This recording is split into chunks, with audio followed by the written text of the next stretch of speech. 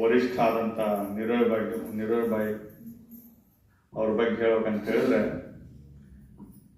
ಅವರನ್ನು ನಾವು ನೋಡ್ತಾ ಬಂದಿದ್ದೇವೆ ಎಷ್ಟೋ ವರ್ಷದಿಂದ. ಯಾಕಂದ್ರೆ ಬಾಬನ ಕಾಲದಿಂದ ಅಷ್ಟೊಂದು ಬಾಬರ್ ಅವರನ್ನು ನಿಮಿತ್ತ ಮಾಡಿದ್ದಾರೆ. ಅನೇಕ ವಿಶೇಷತೆಗಳಿರೋ ಕಾಣುತ್ತಾನೆ ಅವರನ್ನು ನಿಮಿತ್ತ ಮಾಡಿರ್ತಾರೆ. ಅವ್ರ ನೇವಿಯಲ್ಲಿ ನೌಕರಿ ಮಾಡ್ತಾ ಇದ್ರು. ಅದನ್ನ ಬಿಟ್ಟು ಬಾಬರ್ ಮನೆಗೆ ಸಮರ್ಪಿತ ಆದರು. ಎಲ್ಲ ದಾದಿಯರಿಗೂ ಅತಿ ಪ್ರಿಯವರಾದಂಥ ನಿರೋಬಾಯಿ ಅವರು. ಯಾಕಂತ ಹೇಳಿದ್ರೆ ಅವ್ರದ್ದು ಎಲ್ಲ ಇಡೀ ಕನ್ಸ್ಟ್ರಕ್ಷನ್ ಇದೆ ಮಧುಬನದ್ದು, ಎಲ್ಲ ಅವ್ರ ಜವಾಬ್ದಾರಿನೇ ಇತ್ತು. ಇನ್ನೂ ಅನೇಕ ಕಾರ್ಯ ಕೆಲಸಗಳು ಏನೇ ಇದ್ರು.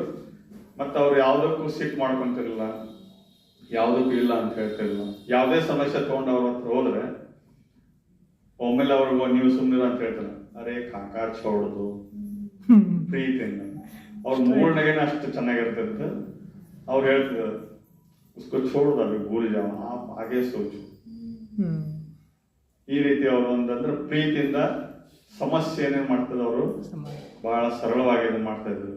ಆಮೇಲೆ ಅವ್ರ ವಿಶೇಷತೆ ಏನಂತ ಹೇಳಿದ್ರೆ, ಇಷ್ಟು ಸೀನಿಯರ್ ಆಗಿದ್ರು ಕೂಡ ನಾವು ಯಾರೇ ಬೆಟ್ಟ ಆಗ್ಲಿಕ್ಕೆ ಹೋದ್ರೆ ಊಟ ಟೈಮಲ್ಲಿ ಹೋದ್ರೆ ಅವಶ್ಯ ಬಂದ್ರೆ ಊಟ ಕೂತವ್ರೆ ಊಟ ಮಾಡಿ. ಆಮೇಲೆ ಯಾರೇ ಭೇಟಿ ಮಾಡಿಸ್ಲಿಕ್ಕೆ ಯಾರು ಕರ್ಕೊಂಡು ಹೋಗ್ತಿರ್ತಲ್ಲ VIP ಗಳನ್ನ, ಅಥವಾ ಅವ್ರು ಹೇಳ್ತಿದ್ರು ಇವತ್ತು ನೀವು ನಮ್ಮ ಜೊತೆ ಊಟ ಮಾಡ್ರಿ, ಅವ್ರಿಗೆ ಪ್ರೋಗ್ರಾಮ್ ಕೊಡ್ತಿದ್ರು. ಅಂದ್ರೆ ಡೈಲಿ ಅವ್ರು ಒಬ್ಬರೇ ಅವ್ರು ಊಟ ಮಾಡಿಲ್ಲ. ಏನ್ ಪ್ರೋಗ್ರಾಮ್ ಇಲ್ಲ ಅಂದ್ರೆ ಅಲ್ಲಿರೋ ಅಣ್ಣದ್ರು ಯಾರಾದ್ರೂ ಕರೆದು ಅವ್ರ ಜೊತೆಗೆ ಊಟ ಮಾಡೋದು. ಅಂದ್ರೆ ಅವ್ರದ್ದು ಹೆಂಗಿತ್ತಂದ್ರೆ ಎಲ್ಲರನ್ನೂ ಜೊತೆಗೆ ಕರ್ಕೊಂಡು ಅವ್ರಿಗೊಂಥರ ಖುಷಿನ ಇರ್ತಾನೆ ಬಂದವರಿಗೆ. ಅವ್ರದ್ದು ಆ ರೀತಿ ಎಲ್ಲರನ್ನೂ ಸಂತುಷ್ಟ ಮಾಡುವಂತ ಒಂದು ಗುಣ ಇತ್ತು. ಎಷ್ಟೆಲ್ಲ ಒಂದು ಜವಾಬ್ದಾರಿಯನ್ನು ಅವ್ರು ಎತ್ತಿದ್ರು. ಒಂದು ಟೈಮಲ್ಲಿ ಹೇಳ್ತಿದ್ರು, ಅವರು ಒಂದು ಏನು ಬೈಕ್ ಸಿಕ್ಕಿದಂತ ಸಿರೋಯಿಗೆ ಹೋಗಿದ್ರು ಏನೋ ಕೆಲಸ ಮಾಡ್ಲಿಕ್ಕೆ.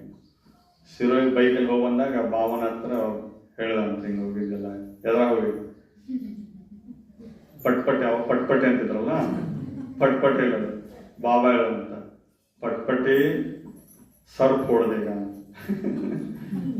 ಆಮೇಲೆ ಅವ್ರಿಗೆ ಒಂದು ಕಾರ್ ಕೊಟ್ರಂತ ಸಣ್ಣದೊಂದು, ಬಹಳ ಖುಷಿ ಆಗ್ಬಿಟ್ರಂತ ನಿರೋಬಾಯಿ. ಅಂದ್ರೆ ಬಾಬರು ಅವರಷ್ಟು ಬಗ್ಗೆ ಎಷ್ಟೊಂದು ಇದನ್ನ ಕಾಳಜಿ ವಹಿಸ್ತಿದ್ರು. ಆಮೇಲೆ ಇವರು ಕೂಡ ಪ್ರತಿಯೊಬ್ಬರಿಗೂ ಸಂತುಷ್ಟತೆ ಮಾಡುವಂತಹ ಗುಣ ಅದು. ಅಂತ ಒಂದು ಅವ್ರ ಹೆಸರೇನಾಗಿತ್ತು, ನಿರ್ವೈರ.